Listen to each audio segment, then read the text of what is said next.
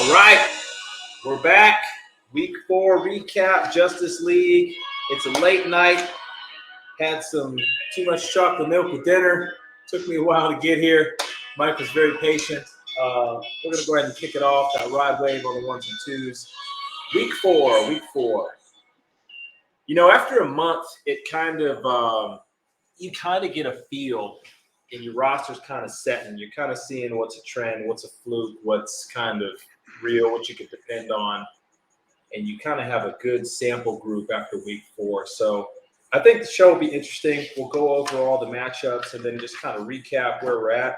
We've got an updated power rankings here for week 4. Had a few changes. Man, these things shift every week because a loss can change, a win can change so much. I mean, it's a real tight group right now. We've only got one team that hasn't got a win yet, and there's no undefeated teams, to my knowledge, I don't believe, because Merck lost this week. So, it's a very, very tight pack. We've got 8 that are going to make it out of 14. So, the race is going to be on. You got any thoughts 4 weeks in? Not really. Just a lot of some surprises, but it shows you how tight things are. Just with a lot of these teams, Merck getting his first loss, his team looked really unbeatable the first previous weeks, and then now, it's just when your guys don't perform, it has some interesting weeks, and you know I think there was some surprises as far as when Ant got his. I don't know if that's Ant's first win, but certainly a big win against Merck, and then some interesting surprises like Trey falling to in his matchup. So there's a lot of just each week is every different. I mean, I can't explain that enough. Every week is kind of different for your matchup. Yeah, so we'll start with the first matchup. We'll go prime time, the number 1 team in the league going up against Jameis Crab, Hunter, Ant Porterfield, brother from another mother, the number 10 team in the league, sitting at 1-2. Prime time was 3-0.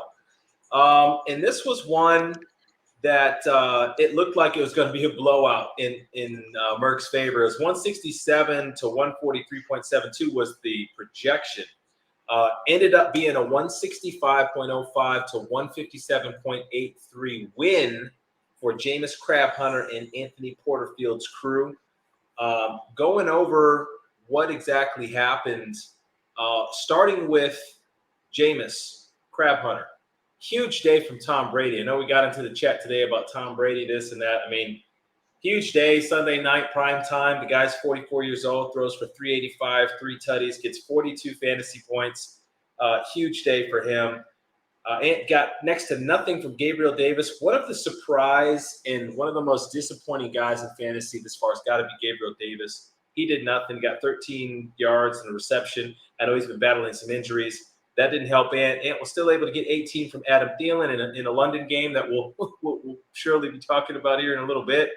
That's played at like 5 a.m. this, American time. So most of you probably didn't see that, but Thielen had 18 points. Naheem Hines, 3 points in a backup role. Jonathan Taylor didn't do much. Naheem Hines didn't do much either. Indianapolis got to figure some stuff out on the ground. Did get 16 points from Damian Harris, 28 for Kelsey. I know I traded him Kelsey a while back. Kelsey's been crushing it. He's just the number 1 tight end in football. You can make the argument for Andrews, but Kelsey right now is just crushing it. So that's huge boon for his team. He's a former tight end for the Knowles, and he's got the best tight end in football, and he's killing it on his team. Got 11 from Schuster, 18 from Zach Ertz, another tight end. He's going double tight sets there for his lineup. Got 11 from Gano, and then got one of our favorite Knowles, Derwin James, at 15. Looking at his bench, he's got an interesting back in Rachaad White. Had 19 points off the bench. I'm rounding up. It's 18.64, but I'm just going to round up to make it easier. He could factor going forward because I know Leonard Fournette is obviously the starter in Tampa, but Rachaad White, I think they're going to mix him in. And he had a rushing TD and had 50 receiving yards, 5 catches. I think Rachaad White could be a good boon for Ant on his bench. And then Chris Godwin. Chris Godwin's getting it going. Beat his projection at 14.4. 7 catches, 59 yards, left the game with a back injury, came back. So that's what Ant's team did. Ant's team's looking a little scarier now if he could get healthy. And if Brady's going to play like that, Gabriel Davis can step it up. He could be a factor going forward. Got a big win. Looking at prime time, He got the standard 30 from Kyler Murray. It's right on projection. Got 31 from Cup. Cup's a monster. He delivers. The Rams didn't even score a touchdown, and Cup got 31 points. Every week. There's nobody The Rams. targeting. There's nobody target. There ain't nobody targeting more than that dude. Like nobody. Like I mean, these two receivers that Mark's got right here. I mean, it's like dangerous isn't the word. I mean, I'm just looking at the stats here, and Mark lost this first loss he's had this year, and he drops 158. And when he's getting 31 from Cup and 32 from Hill in losses where these teams scored a combined one touchdown, and he's got two receivers that are bagging 63 points, that's just downright scary. He's got some issues at running back. He's a little weak there. He only got 11 from Elliott, 10 from Hunt. Njoku continues to outperform his projections. Got 11 from Njoku. And his linchpin for when Merck's going to win weeks is going to be these two flexes. Now, Cooper and Smith hit last week, and they hit a couple weeks ago, and Merck got a bag and he threw up a 223 score, one of the highest scores I've seen in years. And it was because Cooper and Smith hit along with Cup and Hill. And when you get those four all hitting, it's going to be nasty. But this week, he only gets 2 from Cooper and 5 from Smith. I got to be honest, that's probably going to happen again because those guys just aren't reliable. Now, when they hit, his team's going to score a lot of points. But when they don't, that's what it's going to look like. Got 12 from Koo. Got 13 from Devin White, Tampa Bay. Looking at his bench, Daniel Jones, quarterback, got hurt with a knee injury. Nobody else on his bench really did much. Merck, if you do end up watching this, you're probably going to want to address your bench because I don't know that you're going to be able to sustain this up top. When you hit bye weeks, you just don't have much on the bench. I do like Pacheco if they increase his role, but Ingram, Anderson, Landry are all duds. That's probably going to need to get addressed. I know you don't like the trade, but I wouldn't I wouldn't rest on my laurels up there because you got a great starting lineup with a questionable flex, but that bench, if you ever have to dip into that bench, that's going to be tough. Mike, anything stand out about these two teams that you're seeing? We talking about the Ant matchup? Yep, it's Ant Prime. Yeah, just you got some big performances. Ant finally got some guys to kind of just step it up and just really take off. And then Merck kind of got the stuff that a lot of us been feeling. Just guys not underperforming, and you kind of saw that with how some of the performances figured out. But every week's kind of look at it right now. I'm trying to see here. Yeah. 157. That's probably one of his lowest that he's done. Kyler had a good game. Cup does what he does, but then you have some other guys in there that just probably weren't as effective. And compared to what he's done, but as you pointed out, you gotta improve your bench. It was still a solid week if you look at it from Merck's standpoint. 157 is a really solid week. But I think the 42 from Brady and the certainly the nearly 18 from Thielen, and then the big one was Kelsey, which he's a stud, 28, doing 28, and then getting Derwin with 15 and Ertz with 17. I think that really kind of slid his chance to pull the upset. Yep. So Merck gets his first L of the season. Still had a very good performance. Had 158, lost 165, essentially to 158. Great win for Ant. Ant climbs up the rankings now at 2-2, so he's going to factor in. That takes us to our next matchup, and boy, it was a close one. Osaquan UC and Mays and Crew with Trent. Osaquan UC gets a 129.95 victory. to 129.06 over Trent. And it came down to an IDP. He got 4.25 points from Bobby Wagner. Just barely squeaks it by. Joe has a very strong roster. Didn't have a very good week because of the Tua Tagovailoa injury. Also dropped Carson Wentz. So he's going to really be waiting to see what's going on with the quarterback situation. I imagine he's probably going to have to go to the waiver wire. But anyway, he gets 4 points from Tua before he gets hurt. He gets 5 points from McLaurin. Bad day for McLaurin. Hollywood Brown continues to be really, really reliable. 23 points. Got 20 points from Saquon Barkley. Barkley's one of the best players in all of fantasy. Eckler blows up for 37 points. Just a phenomenal performance from Eckler. He's just annoyingly really good. There's not much else to say. The guy is a fantasy demon.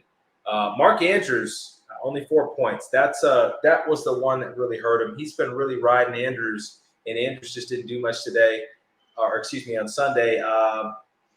Najee Harris, 8.4 points. That Pittsburgh offense doesn't look good. Najee's really struggling to get in the end zone, and it's not the first week that he's underperformed his projection. Only gets 8 there. Gets 12 from Herbert, who's a plug-and-play for Montgomery, who's hurt. Gets 13 from Boswell. 13, that was one of his top performers with Boswell. Boswell really came through. Then gets the 4.5 from Wagner.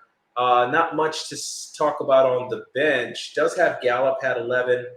11 from Devonta Parker, who is playing with Brady Zapp or Bailey Zapp, third-string quarterbacks. That was interesting. Caught another touchdown. Nick Bosa went crazy tonight for San Francisco. Had 3 tackles, 2 sacks, 2 TFLs, at 24 total points.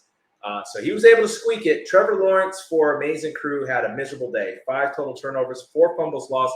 I don't know if I've ever seen a player lose 4 fumbles. Have you ever heard of a player losing 4 fumbles? No, not even a quarterback. Usually doesn't go that deep. Yeah. So, man, I mean, just a miserable day. I mean, if he doesn't lose one of those fumbles, Trent wins. I mean, if he just has a 3 fumble day, Trent wins. But I don't know how you can. Yeah, I don't know what else you can do. I mean, 4 fumbles lost. That's essentially minus 8 points. Lawrence only ends up with 12 as a result. Trent loses because of that. Kirk has 10 points, 9 points for Samuel. 10 points for Patterson, who left with an injury, is now on IR. That's a terrible break for Trent. That's going to be something he's going to have to work out. Did get 27 from Jamal Williams, who was filling in for DeAndre Swift. Awesome day, 108 yards, 2 rushing TDs. Got a donut from Dalton Schultz, and left 5.8 points on the bench with Smith. Always got to be careful with players that are coming off injuries, particularly knee injuries, and you plug them in for that first game. Probably want to wait and see. I think Trent got burned there. Also cost him in a close matchup. Could have had 6 points. He didn't. Brandon Cooks, 21 points. Clyde Edwards-Helaire continues to be a great player this year. Really reliable. 92 rush yards, rushing TD, or in a receiving TD. So 2 TD day for him. 24 total points. Danny Carlson's one of the most reliable kickers in the league. 14 points. And again, Trent gets burned by the IDP. Only gets 1.5 points from Hunter out of Minnesota. Looking at his bench, Jimmy Garoppolo had a solid day, 21 points. Really nothing else to state on his bench other than the 5.8 points in the tight end. That's how finicky this matchup is. I mean, this Joe had a down week. Normally, Joe would probably score a lot more points. But there was a chance for Trent here, and it's just he caught some bad breaks with Trevor Lawrence with all those fumbles, and just the call you made with the Schultz, that's tough. Hunter, got to get the IDP right. I know that's a tough matchup there. It's tough to call it. And then the Patterson injury really hurt him too, because Patterson had to come in and out of that game, if I recall, and he was having a good game, had a rush TD and 38 yards. So tough break for Trent. Got his first win last week and couldn't quite get it done this week. That's a tough loss. Yeah, I mean, it really just comes down to that Trevor Lawrence game. I mean, you had 2 passing TDs, but the 4 fumbles lost. And if Trevor just gets 20 points, he wins. So, I mean, if he does what he's been doing, which last 2 weeks, I think the first week had 20, then in the 30s. And if he just gets 20, he's good. Dalton Schultz, I can't really blame him too much. I'm with you, though. I kind of like to wait and see what a guy does off injury, but I understand why he did it. Certainly, Dalton's a big part of, especially when you have a backup quarterback, you're going to see a lot of checkdowns.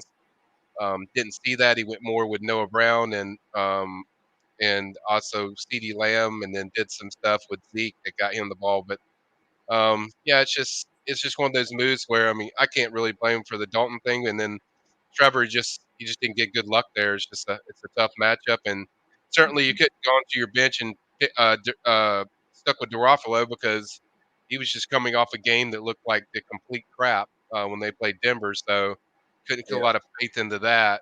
So just some bad luck. I don't think there's too many bad decisions in there. I think it's just more just he didn't get the usual stuff from guys that have been performing.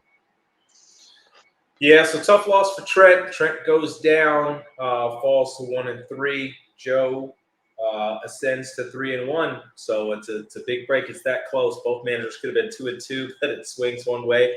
Joe comes out on top. Moving on, we've got Gino and Trey. Gino, this matchup was really close. It was a 153 to 153 original projection. It was supposed to be nip and tuck. And Gino's team had a very nice week. Trey's team really let him down. Ended up being 162.4 to 106.5 with Gino coming out on top. Gino gets 36 points from Russell Wilson, 7 from Jalen Waddle, which is a low for Waddle. That's 2 games in a row that Waddle – well, actually, excuse me, that's the first game that Waddle has not really looked good. Had a groin injury. You could tell on Thursday night he was kind of holding his groin the whole night. They played him. He couldn't really deliver, but it didn't matter in the end. Gino goes on the waiver wire, picks up Max Hollins, gets 7 points. Nick Chubb continues to be dominant. He's arguably RB1 right now in the league for fantasy. Another 23 points from him. Another rush TD, 118 yards on the ground. And keep in mind, he's sharing time with Kareem Hunt, who's keeping him healthy, and Chubb's super effective. Kind of the story for his lineup was 2 guys. It was Christian McCaffrey having a huge day, 27 points, and then it was Dameon Pierce with 28 points. He got 4 from Kyle Pitts. He got 16 from Judy. Nice bounce back performance. Got 5 from Roquan Smith and 9 from Prater. Looking at the bench, he's got a big fat 47 points sitting there from Goff. Hard to say that he should have started Goff over Russell Wilson, but Goff's really balling. I mean, Goff is really balling this year. I think he's up to 11 TDs and 4 picks. Goff is. He's throwing a lot of touchdowns, man. So Jared Goff is a really good backup quarterback that Gino's got, probably one of the stronger ones. But the story of his roster really is Chubb, McCaffrey, and if Dameon Pierce can get going and be a threat, he's going to have 3 really strong running backs, and that's going to be a feature of his roster. So his roster hits. We look at Trey. Lamar Jackson has just been crushing it. He did not crush it this weekend. Ran into the Buffalo defense, and man, it's a heated debate, and we get into it, and people get real passionate about Lamar Jackson for a lot of different reasons. 73 rushing yards, 144 pass yards. I think he's only thrown – how many TDs has he thrown this year so far? I want to say he's thrown for 4 or something like that, or 6, or he's thrown for 6. Either way, when you take away Lamar's ground game and you make him pass and rely on his passing and the footwork and not back-footing stuff and not allowing him to go off schedule where he escapes the pocket and makes things happen, you keep him in the pocket and really make him execute, he continues to struggle. Just is what it is. He struggled last year, got hurt, didn't finish the season. He struggled in the playoffs before, and here comes Buffalo with 4 starters off their defense, a couple guys missing in that back end. He wasn't able to take advantage. They only get 20 points. Crucial 4th down call. They go for it. He backfoots one, picked in the end zone. Ends up with 20 points here. So it's going to be interesting to see Lamar, a guy that's really been floated up there as a potential MVP. He got outplayed in his own house by Josh Allen. So he gets 20 points. Chris Olave is one of Trey's best players, continues to shine, leads in air yards, I think, in all of the NFL, had 19 points in the famous London game. Yep. 7 points for Michael Pittman Jr. That's very disappointing because Matt Ryan threw for over 300. Not sure what's going on with Pittman. Had a lot of discussions about Pittman being a WR1, a top 12 guy. He is not. Don't know what's going on in Indianapolis. There's a lot of issues there. Pittman is not getting featured like we thought he would be. Not sure if it's a separation issue, not sure if it's a speed issue, offense issue, whatever it is, but 7 points for Michael Pittman is crushing. Got 16 from Aaron Jones. He looked good. Michael Carter's lost his job as the number 1 in New York. That's now Breece Hall. So he only gets 5 from Carter. Got 11 from Tanyan. That's nice. Tanyan caught a touchdown. That's good. Low week for Garrett Wilson with 6.6 points. Romeo Doubs continues to be a very nice surprise. Trey's got a lot of good young receivers. Had 15. Could have had a lot more. Dropped a touchdown pass. Could have really been a huge day.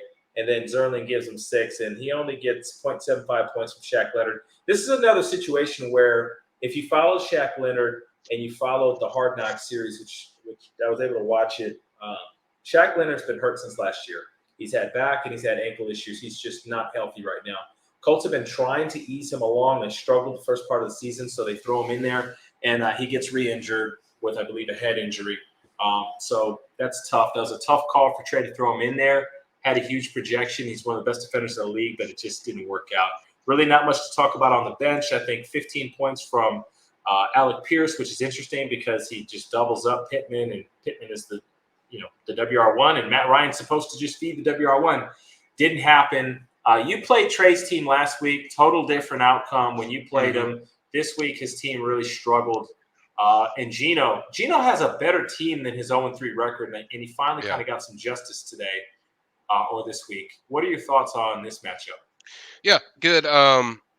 It kind of shows you what I talked about earlier about how when your top guys can perform, you're going to see upsets. And but when you look at this lineup with Gino, I mean, we were watching it Thursday. We are like, oh, here we go.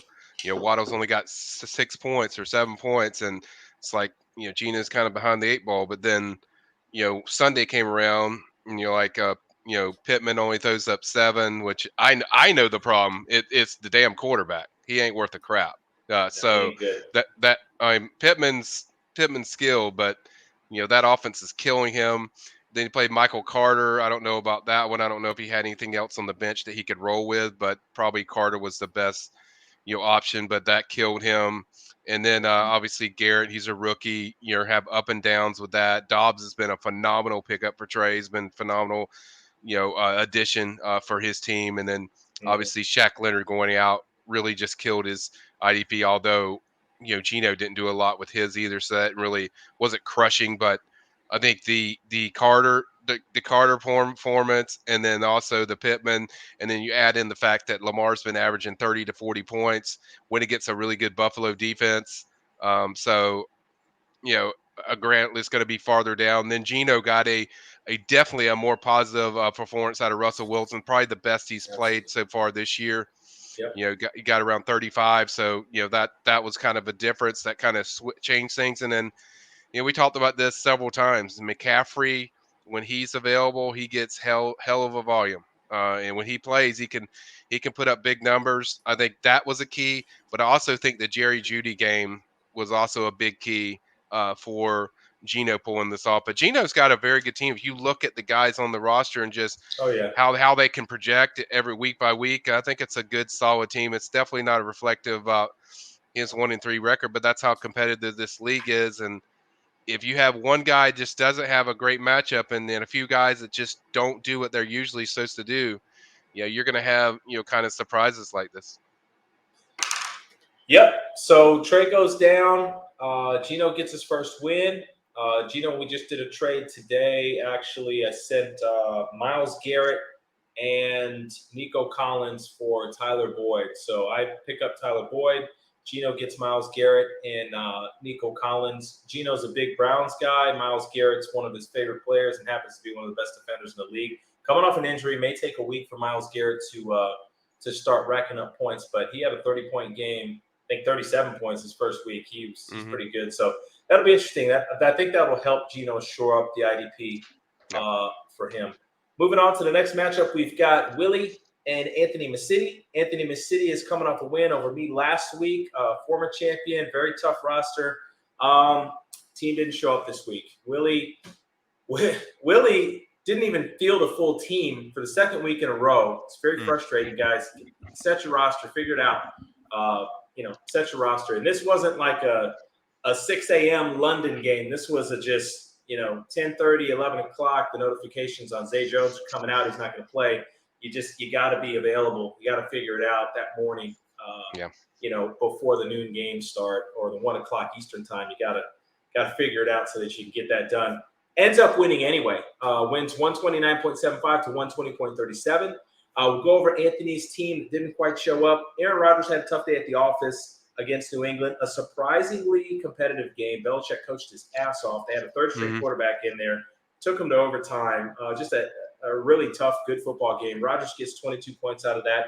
Adams gives him 22. It's a good day for Adams. A.J. Brown, 17 for Philly. Philly's just rolling. One of the best teams in the league, if not the best. Mixon gets 18 points. It's, decent. End up getting the end zone, helped him out. The big thing that killed him, though, was Melvin Gordon. Now, last week when he won, Melvin Gordon had like 18 or 19 points. Doubled his projection. He hadn't sniffed anything positive all week. Yep. This week, he's back to the real Melvin Gordon, who's just been fumbling his tail off. Had negative 1.2 points, killed Massidi. Massidi's got to get that RB2 spot fixed because that guy there is going to be trouble. Now, with Javonte Williams being out for the year, if they dedicate it to Melvin Gordon and he stops fumbling, could be positive, could be good. Yep. We'll see. Mike Yep. Boone's supposed to be pretty good. They just signed Latavius Murray, I think, if I Mhm. read that correctly. So that's kind of a indicator that they're not too sold on Melvin Gordon. Melvin Gordon's been a very good back in this league for many years, but right now he's having trouble hanging on to the ball. Didn't Yep. last week, did this week. Yep. 19 points for Tyler Higbee. That's a very good day for the tight end there. Got 12 from Duvernay. Duvernay continues to be surprisingly effective in Baltimore. Has actually been outperforming Bateman, which is crazy because Bateman was supposed to be the WR1 uncontested, and Duvernay continues to kind of siphon yards from him. He started Greg Dortch yesterday in Arizona. Only got 2.58 points. That didn't work out. McManus only 5 points. McManus did not have 5 points last week. He had a lot more than that. This week he only gets 4.8 points. And then Deloy for Jacksonville is a linebacker. He got 4.5 points. Now looking at his bench, he got 13 from Algier, 23 from Tannehill. Wouldn't really gain there, but did get 15 from Isaiah McKenzie. You may see some flipping and flopping around. I mean, if he plays Isaiah McKenzie, he wins this week. So he'll probably be looking at that. If he could just get a decent day from Gordon, if he plays Algier for Gordon, he wins this week too. So he'll probably factor that in. He was a little bit behind the 8 ball. He was down Amon-Ra St. Brown.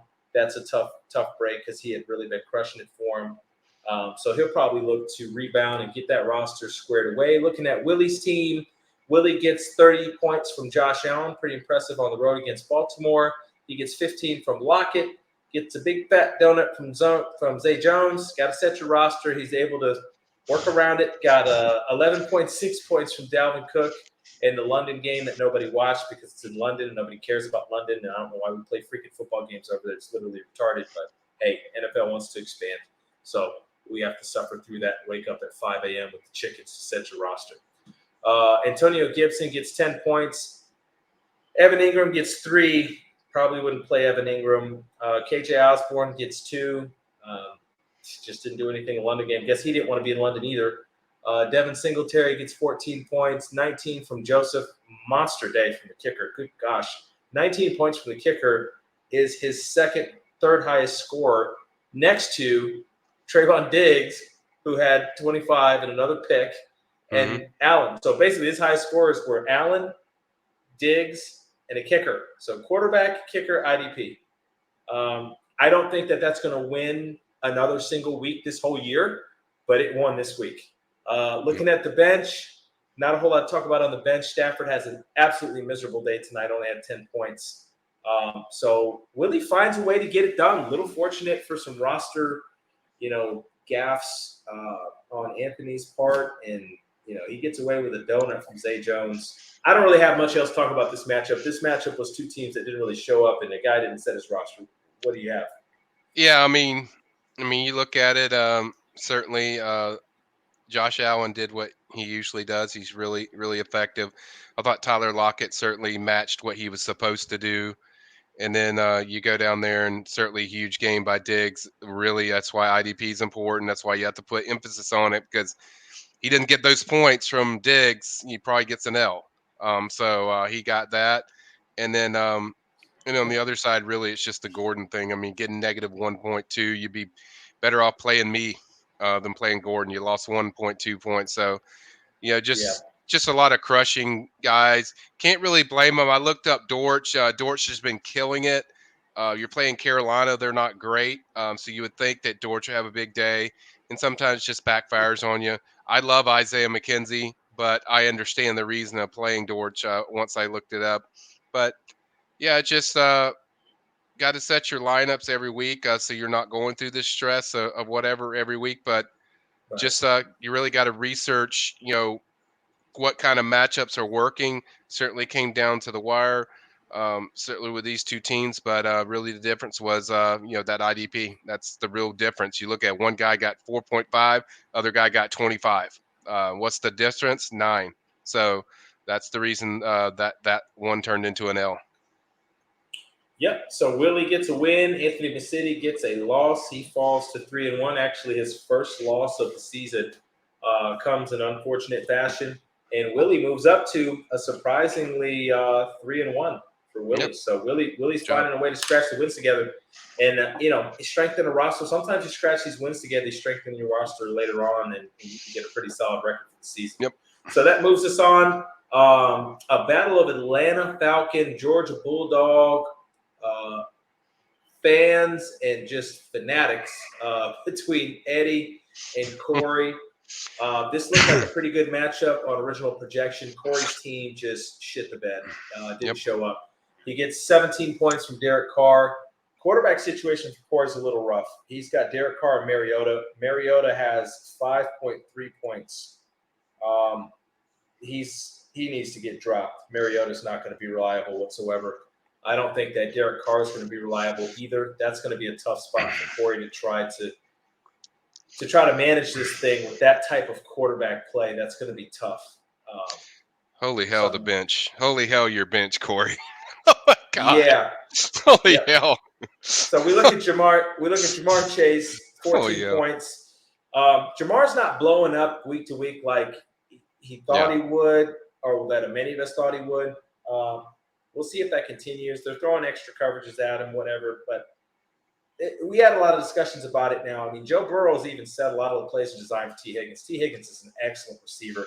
But Jamar Chase is freaking wide open all game long. Like all game Thursday, we're looking at this like, okay, Jamar Chase is wide open on sideline for touchdown. But Joe's literally staring at T. Higgins. He just has a plethora of riches between Boyd, between Hayden Hurst, between handing off to Joe Mixon. It's like they just don't have to focus on Chase, even though Chase is getting separation, maybe at a rate that's unrivaled in the entire league. The dude is literally wide open multiple times a game for touchdowns, but they're just not going to him. We'll see if that continues. 4.7 points from Deontay Johnson. This is a guy that I know Corey's been really frustrated with because everybody knows how talented he is, but Pittsburgh has got to figure out the quarterback situation. Word has come in that it's going to be Kenny Pickett. Boom, boom, room tomorrow night for Kenny Pickett. I'm sure it's going to go down because he looks like he's got some talent, and he looks like maybe he could unlock that Pittsburgh offense because they are still in the penitentiary or the Mitch Trubisky state penitentiary right now. Yeah. Hopefully that changes. Story of the day for Corey. It's really tough. Hate to see this. Javonte Williams, one of the most talented players in fantasy, goes down with an ACL. Hate to see that. That's a crushing blow for Corey. Only got 4 points out of him. He's going to have to manage around that. He does have J.K. Dobbins, who he executed a trade for. J.K. Dobbins ended up with 25 points. That's going to be the plug-and-play replacement for right now, and he looks good. He still does have Stevenson from New England, who had 15 points. And, he's going to have to try to figure that one out. Does have Breece Hall as well. So he's got three good young running backs, but there's no way to really replace the value of Javonte Williams. That's a tough loss. Waller has 6 points, another kind of ho-hum performance. He has not been the Darren Waller that we've come to know and love since he got his big contract. He tried to stack Carr and Waller. It hasn't worked out that well yet. We'll see if that continues. Disappointing day for Drake London, only 5 points, only 2 catches. Mariota, I mean, Atlanta's winning. Atlanta's 2-2. I guess they're not going to make a change. It's going to be tough for fantasy, though, because Mariota's just not a guy who can disperse the football. And as long as Mariota's the quarterback, it's going to be tough for Drake London to really get going on a week-to-week basis. But regardless, he manages 5 points. Tyler Bass, the kicker that Corey doesn't know about, gets 12 points. Corey's been really trying to put some thought into the IDP. He ends up with about 5 points from M. Williams, the safety from Baltimore. And going on to the bench, both these benches were ridiculous. Both these benches had 77 points. 25 from J.K. Dobbins, 15 from Jahan Dotson, who's now injured. Another blow. Jeff Wilson has a nice night tonight, a great touchdown run, 14 points. Gerald Everett, again, continues to shine. I know Trey's been after Gerald Everett. I see why he continues to shine for the Chargers.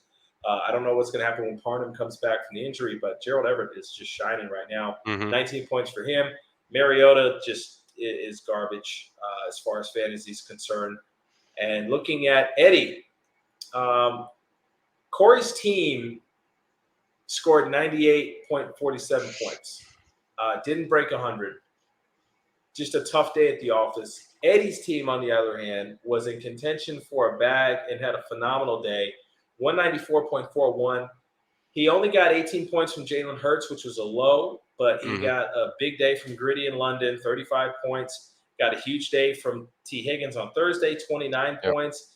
Etienne continues to struggle and not be what he was drafted to be, 3.4 points. But Eddie Goes drops 30 bucks in the boom boom room on free agent Tuesday night, and it paid off. Got 35 points for Rashad Penny. Terrific acquisition that panned out. He balled out. He had 2 rushing TDs, 151 yards, and he blew up down the stretch last year. And Yep. he looked kind of ho hum first 3 weeks, but he looked like the Rashad Penny from like week 10 to 17 last year. He blew up.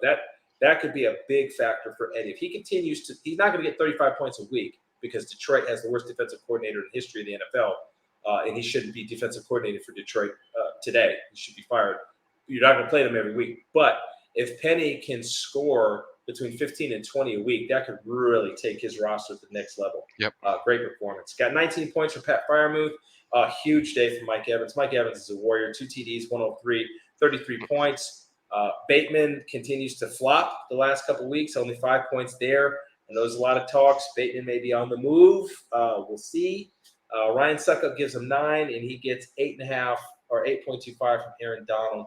His Yep. bench, 9 from Madison, 8 from Darrell Henderson Jr. I know Darrell Henderson Jr. is on the block. It'll be interesting to see how that comes out. Cam Akers been getting more work. Gets 10 from Moore. Raheem Mostert is the number one back in Miami. Sucks. I have Edmonds, but facts are facts. He's the number one back in Miami. Had 12 points. That head coach loves him. Brought him from San Francisco. So that's probably a good stash right there. Probably a guy that could end up playing and helping him out at the running back spot. Lazard, great day, 20 points, 116 yards, was really the feature receiver. I think will be the rest of the year. And big news here is George Pickens. We wondered if George Pickens would ascend to that number 2 role. It's Yep. happened. Chase Claypool move over. It's George Pickens. Claypool's doing jack shit. George Pickens is getting 102 yards, 6 receptions, 18 points. George Pickens is the number 2 in Pittsburgh now. That's signed, sealed, delivered. So 194.41 to 98.47. Bad week. Anytime your roster doesn't hit 100 points, you got to kind of get back into the lab and figure out what happened. Yep. What do you think? Yep. I think it was perfectly. Everything you said was perfect. I mean, just looking through Eddie's roster, it's a really good team. Contender for sure. This is a contender definitely for the title. I really Sure. like some of the stuff I see. I don't think Jalen Hurts is a great quarterback, but he's a great fantasy quarterback. I think he's going to add a lot.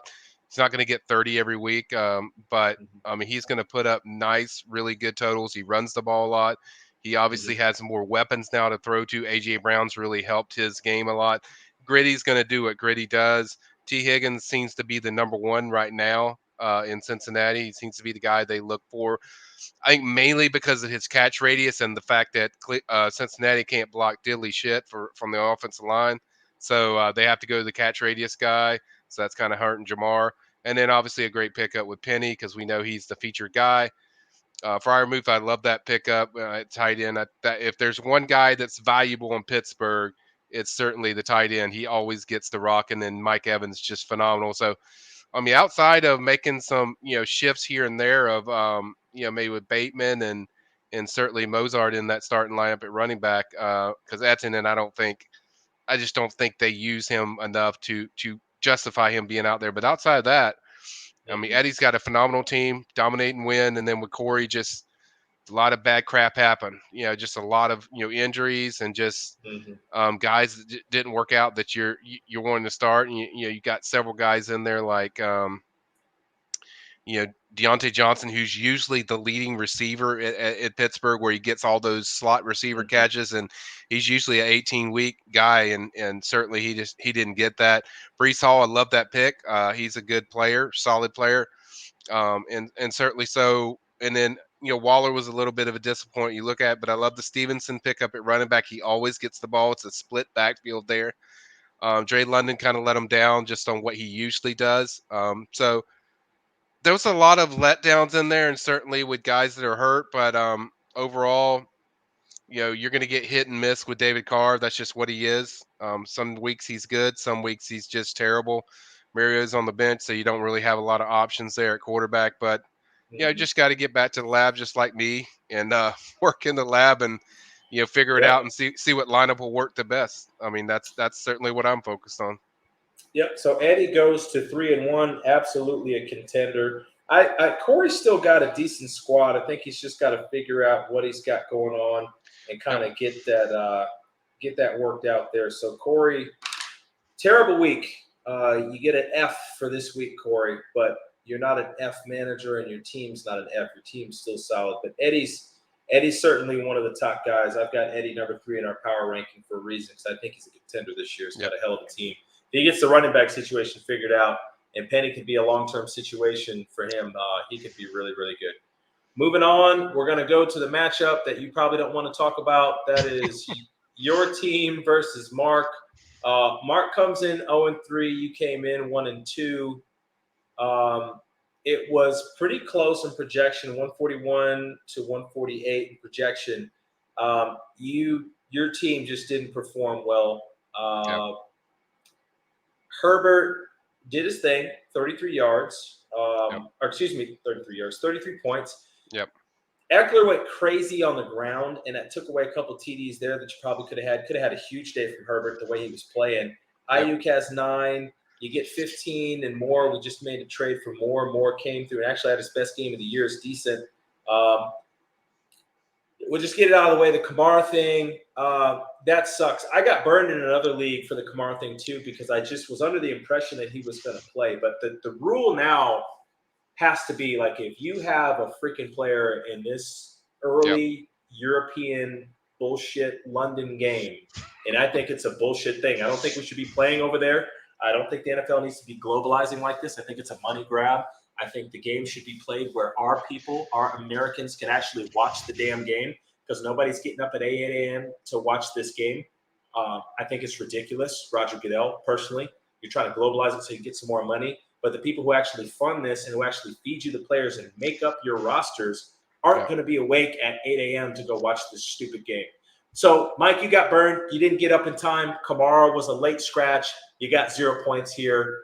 That just set the fantasy day off for you. Yeah. Jamie Robinson gets 3 points. Dalton Knox gets 9 points. Tony Pollard has a shit day, 2 points. Mike Williams just got the trade. Good day, 23 points. Tucker, 12 points, solid. That's what you expect a kicker. Michael Parsons has a very pedestrian day because everybody else for Dallas was sacking the quarterback. Look at the bench. Claypool, we've talked about it. I mean, the guy is just doing nothing. Had a deep ball, had an opportunity to get about a 50-yard catch. He stone-handed it, literally went off his hands into the other guy for a pick. Claypool is extremely disappointing. He's one of your favorite players, one of my favorite players. Yep. He just sucks right now. He's not good. George Pickens is taking his job. Claypool's going to really need to get some good opportunities to kind of get some value back because right now it's not looking good. Trey Burks, turf toe, doubtful for a couple weeks. That's not helping. Zach Moss didn't even get a point. But there was some positives. These next 3 guys, I just did the math, would have been 58 extra points if you would have played these guys. Obviously, hindsight's 2020. Corey Davis, 21 points, continues to produce. Rex Burkhead, I know we talked a lot of crap to Joe about him, but Rex Burkhead has been productive. 16 points, had a rushing TD. Minka Fitzpatrick, I know how strongly you feel about him defensively. 27 points for Minka. So if you would have played these guys over, let's say, Kamara, who didn't play at all, Tony Pollard, who you probably could have put Davis in for, and then Minka for Parsons, your team would have been really respectable. So it's getting these managerial decisions right, guessing right. I mean, it's super hard to do. Hindsight's 2020. Everybody can say that if I would have played this guy, but in your case, I mean, you had a lot of points sitting there, and a lot of guys who did absolutely nothing could have made this matchup a little better. Going over Mark, his team played excellent. His coming out party for him. He was 0-3. He gave me a good game. I think it was the first game of the year. His team was pretty stout, and he had a couple bad weeks, but he didn't have a bad week this week. He was very close to the bag. He had 36 from Mahomes, 17 from Sutton. Only got 3 from Allen Robinson. I don't know how often you're going to be able to continue to play him, Mark. That guy is just not in tune in LA. It's not happening. He's not doing anything. Leonard Fournette gives him 20, gets a late TD there. Didn't really play that well, but did get the late TD. Connor, only 11.45. And then the big one, Hawkinson, 46 points. Couldn't complete anomaly. I mean, Hawkinson is a solid tight end, but 46 points is just a ridiculous explosion for Hawkinson. I can't really explain that. So is 32 points for Miles Sanders, who couldn't get a rushing touchdown all last year, gets 2 and 134 on the ground here against Jacksonville, who was playing great ball. Miles goes crazy, 32 points. A touchdown for Robert Woods, who's really doing nothing in the Tennessee passing offense. He only gets 4 catches. One of them's a TD. So he just blew up right there. And these were all early window games, and you pretty much knew it was over at that point. Mm-hmm. 8 points from Lutz, 6 points from Bolton. His bench did absolutely nothing. Got nothing from Hardman. Got 10 points from Scantling, 4 points from Palmer. 5. He played all the guys that he could possibly play. Ends up a shellacking 194.6 to 109 essentially. Mm-hmm. What are you going to do to fix this? You just got to go back to drawing board and what lineup you can use the best. Because on paper, of course, you would start Pollard. Of course, you would start Jamie Robinson because they both have been playing out of their minds. They've both been consistent. And this is like the 1 week where they didn't get the ball. Obviously, second straight week, I played somebody that almost got a bag that had 190. The 2 weeks I played back to back, the guys scored over 190. So it wouldn't even matter what I play. Guys are having incredible weeks, but that's not my problem. I have to focus on my team, and I have to figure some stuff out that what works. Matchups, obviously, a healthy Kamara will certainly help. DJ Moore is certainly encouraging. I still like a lot what Brandon Ayuk's doing. He's very involved in that offense. Although Debo got the big plays, it was certainly he's very extremely involved. I love Justin Tucker. And then they really just got to study this defensive IPD to see which matchup is kind of best for Mike. He is in there, the volume's there, but dudes are just stealing his sacks because he's getting the pressure and he's an inch away from sacks. Love what Herbert's doing. So it looks bad just on the point total the last 2 weeks, but it's a lot of it's just finding the right matchups. And certainly, if Kamara plays and does what he usually does, and then I play some of the other guys from the bench, it's a very high score. But you can't go on what ifs. You just got to figure out what matchup is the best, and hopefully for one damn week I can play somebody that plays normal and doesn't just go absolutely berserk with 46 points from a tight end. So just hope you can play. All you can do at the end of the day, guys. Rico heard me. I was pissed off Sunday, but at the end of the day, all you can control is what you got on your team and what you can put in the lineup. But look for the best matchups. For God's sake, set your lineups. But certainly set your lineups. But just keep improving. Look for trades. That's certainly I'll be active in just seeing what's out there, seeing what people want to offer, and if it can improve my team, then certainly I'm going to do it. But you really just got to go on the matchups you believe you can take advantage of. Yeah. Yeah, it's a tough break. When you have a week like that, it really rattles you. We've all had it. We've all had these crap weeks. Trey had a crap week. Corey had a crap week. You had a crap week. Mm-hmm. We've all had them throughout the weeks. It really rattles you because it makes you wonder, do you have the right guys on your roster? Yep. And then the crazy thing is, the next week, a couple guys could go off for 30, 40, and all of a sudden you're looking at a bag. So it's, overreaction is never it's never good. Panic and all that kind of stuff. You never want to do that.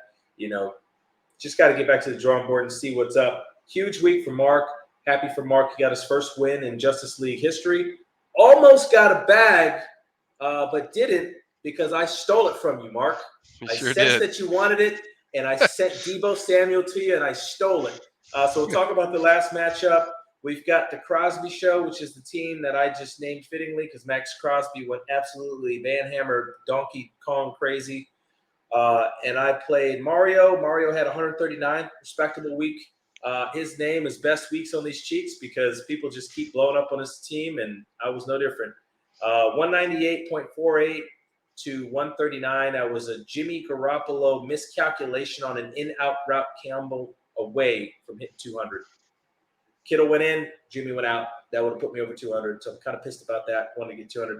Anyway, ends up being a bag. I was pretty happy to get that performance there. Looking at it, got Burrow with 31 points, set me off to a good start on Thursday. CeeDee Lamb, love CeeDee Lamb. I won a title with CeeDee Lamb. I'm very partial to CeeDee Lamb. I've been really hard on him because he's been hit or miss. Last week, he drops a touchdown. Frankly, cost me a week. Pretty upset with him, but he comes out and he balls this week. Had 24 points. Deebo Samuel had one of the best plays of the fantasy season so far this year in a 57-yard catch and run. 55 yards of it were after the catch. It's just he's phenomenal. That guy, Yeah. one of the best football players, just period, and one of the best fantasy players to own. Derrick Henry, made a trade for Henry. He pans out 25 points. Yep. Jonathan Taylor gets hurt late, really struggling. That Indianapolis offense has a fumble, only 42 yards, gets 4 points there. Concerning. I was very concerned last night because reports were that it was a high ankle sprain. Thankfully, it looks like it's not. They're talking about possibly him playing this week. I doubt that. I think he'll sit this week and maybe even next week. But definitely got out of the woods there with it not being a long term. But he did not do crap this week. He's had a couple weeks like that. Got a chance to see him live in person week 1 where he had 32 here in Houston. And he looked every bit the RB1, number 1 pick. But he's been struggling. Hopefully Indianapolis can get it together. He's such a talent and such a voluminous guy. You think that he will. Only got 4.9 points from George Kittle. So a toe tap away from having a good day for Kittle. Toe tap away from having a 14-point day, but he didn't get the foot down. Interesting note for Kittle, they lost their left tackle, so Kittle's been lined up on the left side and has been chipping a lot to help protect Jimmy Garoppolo. That's something that I'm going to look for going forward because that may really limit his pass routes run.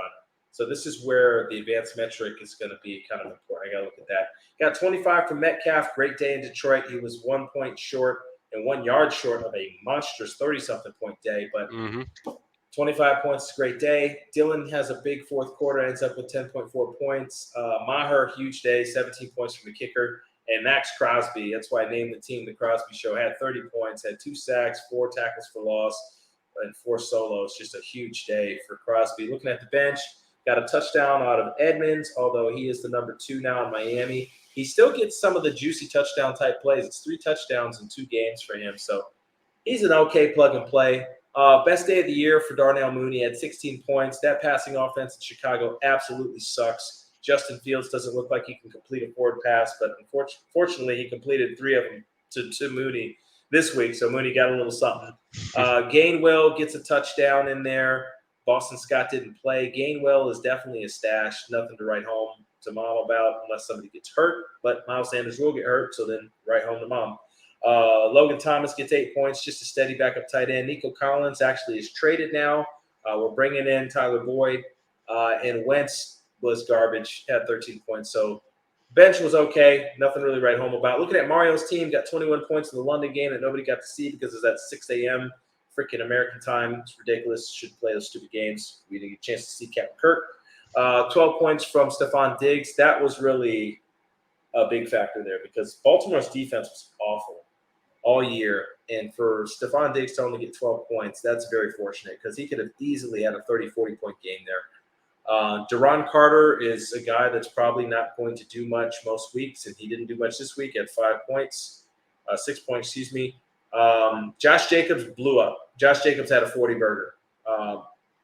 He was down 2 running backs. He was down Montgomery and down Swift, 2 huge blows there.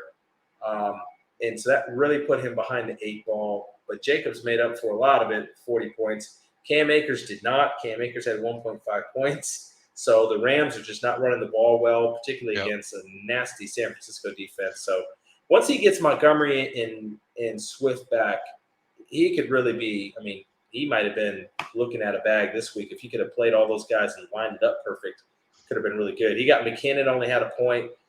Did plug and play Jamal Reynolds off the waiver wire, got 24 points out of that. That was a great move by him. Goddard gave him 13. Evan McPherson had 11 points for Cincinnati, and he got 11 points for J.J. Watt. Nothing to really speak of on his bench. Overall, I've got a pretty potent team, and they showed up this week, and they kind of did a little bit better than what I thought they would do, and I was able to get a bag out of that, so that was good.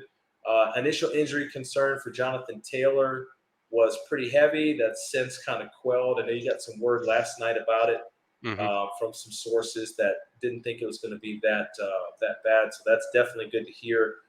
Definitely monitoring that though, because I feel he's my best player, and I really am fortunate to have a week like this with him only having 4 points and with Kittle only having 4.9 points. That's something I got to look at going forward. But every once in a while you get one of these blow up weeks, and I got one this week. And I stole the bag from Eddie. Take that. Yeah, it was a good week.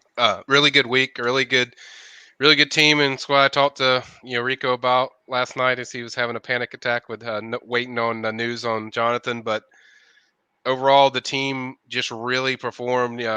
Crosby was phenomenal. There were so many guys in that lineup that really just delivered, but it's ever improving when it comes to your teams of improving your roster. Whether you're losing now or you're winning now, whether you're 3-1, you can easily become 3-4. So if you're losing, you're 1-3, you could easily become 5-3 if you start getting the right lineups and the right pieces in there. So you know that's the best way to explain it. But certainly, I know every one of us has work to do, but just a week by week thing. Well, looking up what we always do a preview. Week 5 matchups. Well, let's go over our power rankings first, and then we'll get into week 5 matchups. Power rankings. I try to factor in the overall record, the points scored, and just teams that are fluctuating up and down. But mainly, it's going to be record and performance to try to be fair. But if it's close and it's a push, kind of look at the power of the roster here. My number one team is still Prime.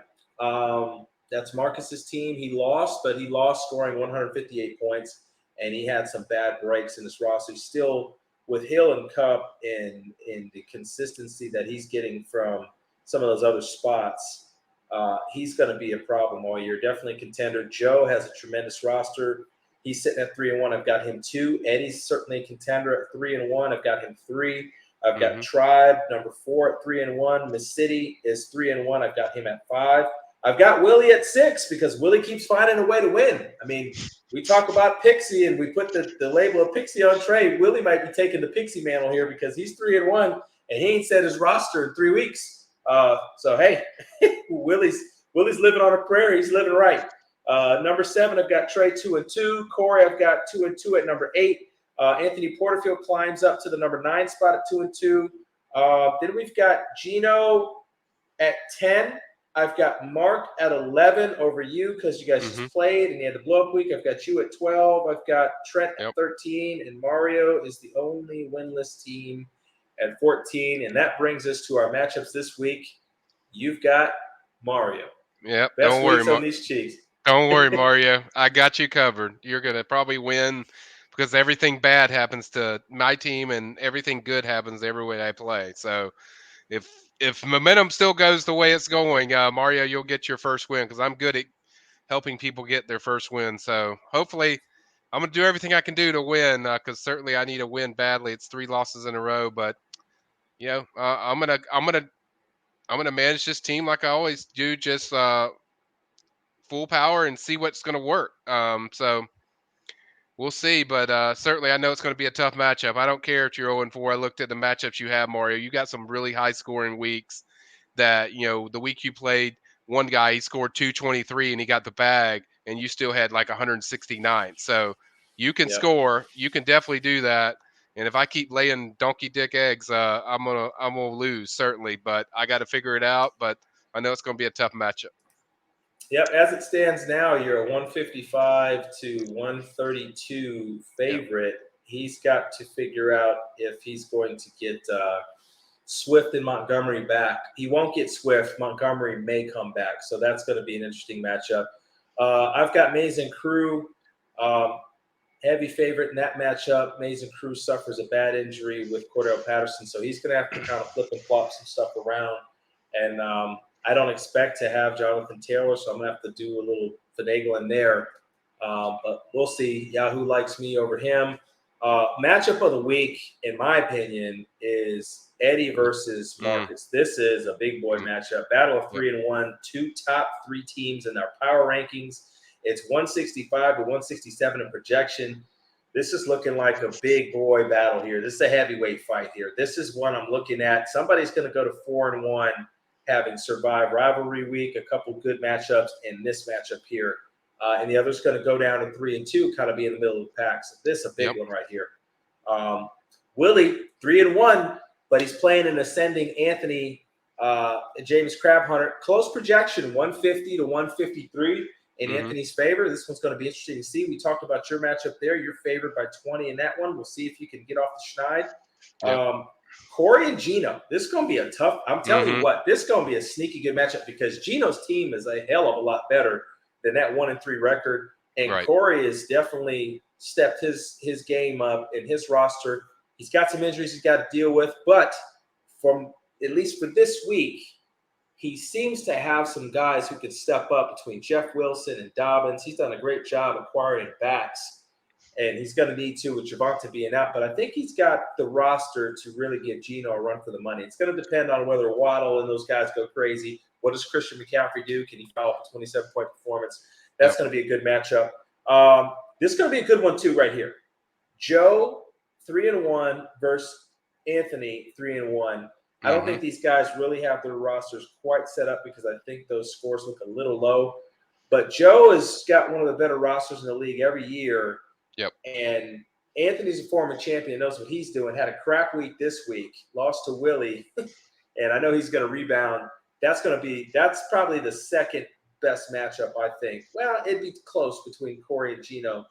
But Joe versus Ant, that's going to be a good one. And then the last matchup is going to be the enigmatic Trey. You never know what you're going to get. You could get 180 points or you could get 100 points. You just don't know what Trey's team's going to do. He's going up against Mark the Ozone, coming off a big week, obviously, that you just felt there. Mark's team's ascending. Trey's team's kind of descending a little bit. Got to figure out the roster, see what's going to work. Trey's got a lot of young pieces that are pretty exciting. We're going to see week 5. At this point now, 4 weeks in, we've got a good idea of what your team is, who's performing, who's not.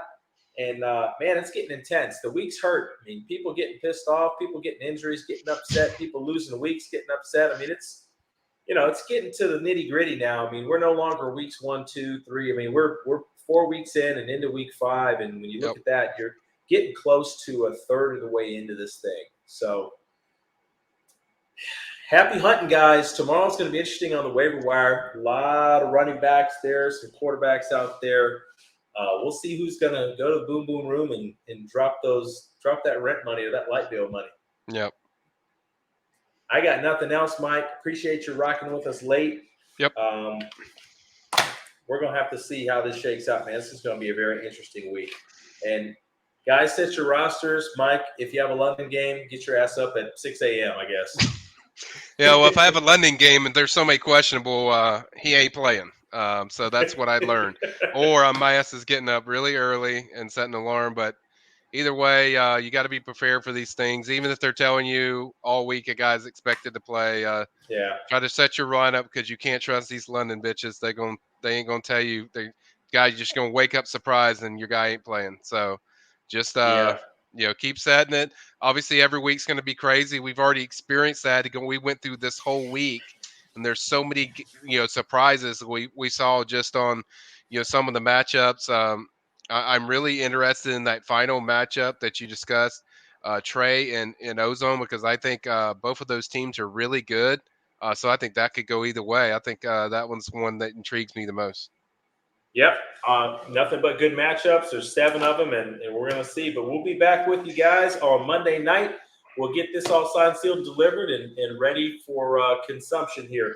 You guys signing off. Justice League. It's Mike and Rico. You guys have a good night.